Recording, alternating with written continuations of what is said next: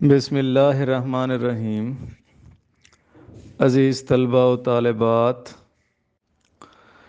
Doctor علامہ محمد اقبال کی وفات سے قبل جو انہوں نے ایک رباعی پڑھی تھی،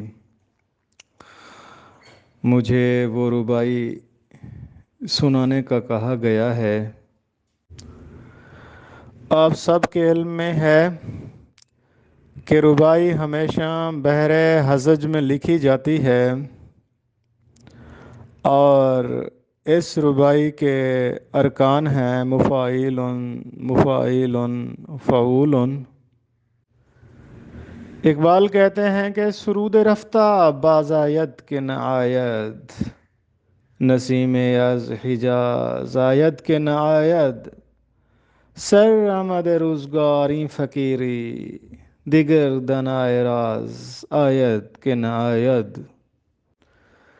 گزرا ہوا نغمہ دوبارہ گایا جاتا ہے یا نہیں، حجاز سے پھر وہی نسیم سحر آتی ہے کہ نہیں، اس فقیر کی زندگی کا آخری وقت آن پہنچا، نہ جانے کوئی دوسرا دانائے راز آتا ہے کہ نہیں۔